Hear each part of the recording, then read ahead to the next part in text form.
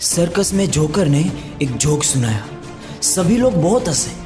वही जोक उसने दूसरी बार सुनाया। अब थोड़े कम लोग हंसे। वही जोक उसने जब तीसरी बार सुनाया तो कोई ना हंसा। तब एक आदमी खड़ा हुआ और बोला, भाई एक ही जोक बार बार सुनकर अब हंसी नहीं आ रही, कुछ नया सुनाओ। तब उस जोकर ने कहा, जब आप एक जोक पे बार बार हंस नहीं रहे तो एक ही दुख पर बार बार क्यों रो रहे हो।